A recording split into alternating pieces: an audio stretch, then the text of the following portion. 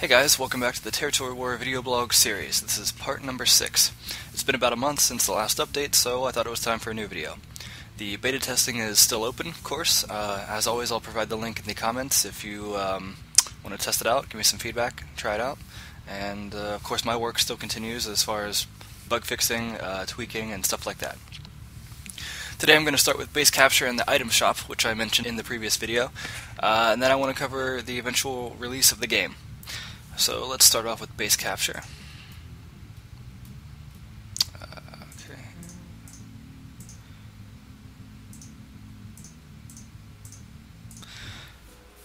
Alright, so this mode is pretty straightforward. You just need to get one of your team members into the opposing team's base.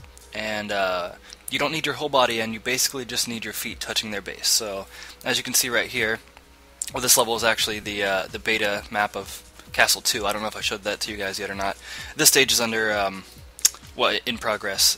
We're working on putting some new platforms in the middle, trying to balance it out a little bit. So, but as you can see here on the screen, it's a little hard to make out because the background isn't here.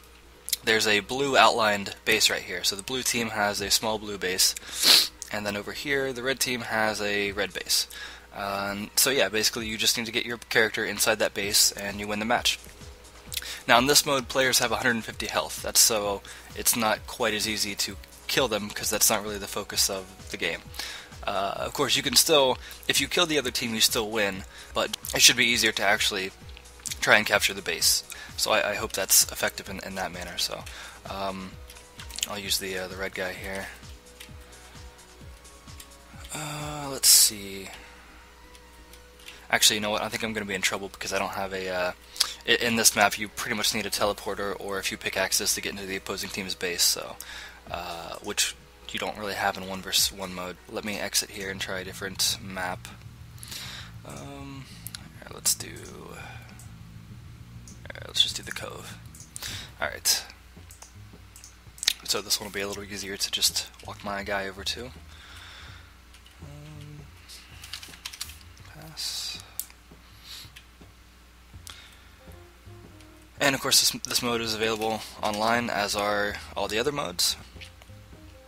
And I don't know if I mentioned before, but there will be stats tracked for all the modes. So in the profile screen, actually I think I'll pop up a little graphic on the screen while I'm walking here. In this version of the game, a lot more stats are tracked than last time, and that includes how many wins you have on each different kind of stage, how many wins you have in each different kind of mode, and and also just a lot of other stats regarding your weapons, as far as kills and times you've used the weapon and stuff like that. So profile pages are definitely much more fleshed out this time. Alright, back to the game. As you can see, I have the blue player here.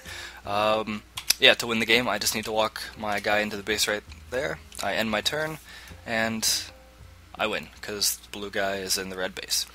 So, obviously in 1 versus 1 that's not too exciting, but when you have 3-on-3, 4-on-4, etc., it should make for some interesting scenarios. Definitely a departure from the regular formula, but hopefully it's still pretty fun. Now the item shop is it's tied into the weapon skins and the hats that I've talked about in the previous videos. The item shop is where you can purchase hats, accessories, weapon skins, and item packs. Now, to purchase these things, you need X Cash, which you have to buy with real cash from xgenstudios.com. Unfortunately, you cannot earn X Cash in the game. You need to purchase X Cash. I believe XGen offers extra things you can complete, like surveys and small deals, if you want to earn extra X Cash. So there's always that possibility. So I know the item shop will probably be a little controversial since you actually have to pay for items, but I just want you guys to keep in mind that the stuff available in the shop is completely for show only. You can't buy anything with any game advantages. I'm not going to be charging you for new weapons or anything like that. These are all purely aesthetic items, and not only that, but you can't buy items that you would otherwise earn. So for example, if you're really good with a grenade and you end up earning the gold grenade, nobody can buy that in the shop. You can only get that by earning it through killing a lot of people with grenades. On the flip side, the items in the shop cannot be earned. So these are all, anything you see in the shop is a unique item, and that's the only way you can get it.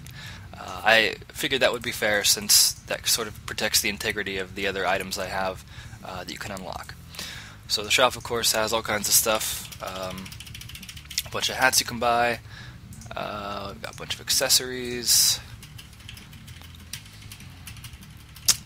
Let's see here. Item packs. Now, if items have a theme, like I have some girl items, I put them together in a pack at a discounted rate. So there's that too. There's a few packs, and then there's also the weapon skins, which right now I only have 5 sets of, but each set comes with all 10 weapons. So for example, the amethyst set, you've got all the purple colored weapons. Now as far as pricing, pricing is basically 50 cents for a hat, 40 cents for an accessory, and $3 for a full set of weapon skins. My logic on that is that I figure, that there's been plenty of times where I've spent 25 or 50 cents in a toy machine to get something random. So essentially, this is the same kind of deal, except you choose what you want to have and you get to keep it. So as far as the item shop, if you guys want to take advantage of it and buy stuff, that's cool, and if not, that's also totally cool. It's just sort of an extra way to support the developers and kind of ensure that new content can be produced for the game. Again, it might be a little controversial, but we'll just see how it goes. Now, as far as the release of the game, my current plan is to release the game mid to late December. The game is essentially finished. It's missing some audio, the final art for the castle, and it depends a lot on the additional testing and balancing that the game will need from here until release. I recently fixed a lot of bugs, but I still get reports of people getting disconnected, so hopefully that's something I can try and fix. It's always hard to tell with disconnects because so many factors can affect that, from internet connection to browsers to operating systems, so it can be hard to tell. And then of course after the game's ready, I'll need some additional time to move the game to the release server with XGen and do some promotion for the game, maybe put out a trailer and spread the word a little bit. And at the end of December I will be going home to visit my family for the holidays, so if I don't manage to get the game out in December, it'll definitely be out January 2013 at the latest. So at this point I think I can pretty confidently say that there's so little left to do that it shouldn't really be an issue. I think that wraps it up for today. I still kind of want to cover training mode. That's something I've been working on recently. It's not quite finished. The idea basically that you have different weapon training scenarios to go through and play and earn medals for. But I think I'll get to that next time. And either way, thanks for watching, and I'll catch you guys later.